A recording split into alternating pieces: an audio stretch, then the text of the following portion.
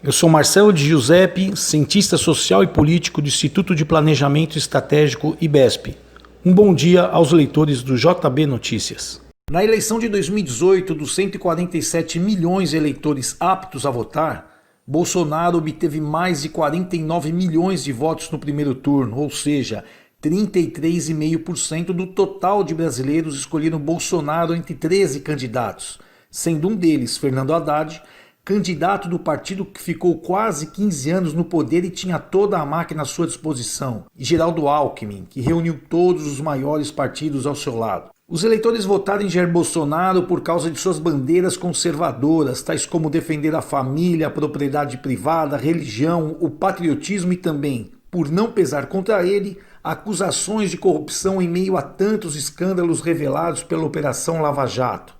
No segundo turno, somadas aos 49 milhões de eleitores convictos de Bolsonaro, mais 8,5 milhões de eleitores que preferiram buscar um novo, já que Haddad representava a continuidade da tal velha política, passando de 33,5% para 39,2% dos eleitores totais. Desde a sua posse, Bolsonaro vem enfrentando grandes dificuldades para governar o país, tendo suas pautas barradas, ora no Congresso Nacional, ora no Judiciário. E é importante ressaltar que boa parte desses obstáculos foram criados pelo próprio presidente, que parece se alimentar do confronto, e acabou trocando o tal presidencialismo de coalizão, que é importante ressaltar, que é responsável por parte dos problemas de corrupção do país, pelo presidencialismo de colisão. Porém, de alguns meses para cá, percebemos que o Judiciário, com o apoio de boa parte do Congresso Nacional e da grande mídia, resolveram esticar a corda ao máximo, dando a impressão que desejariam ver a atitude desesperada de Bolsonaro para se manter no poder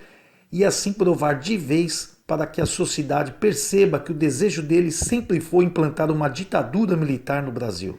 Para entender se essa narrativa tem repercussão entre os eleitores brasileiros, o IBESP realizou pesquisa nacional com 1.000 entrevistas com pessoas acima de 16 anos e os resultados são interessantes. 40,4% acreditam sim que Bolsonaro tem intenção de implantar uma ditadura no Brasil.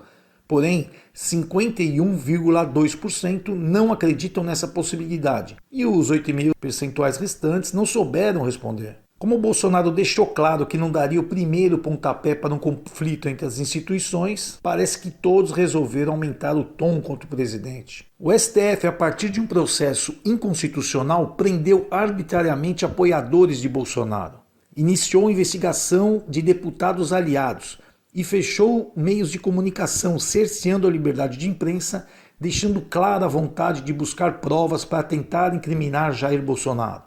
Após o encaminhamento desse processo para o TSE, ficou ainda mais clara a intenção de caçar a chapa Bolsonaro-Mourão antes do final do ano.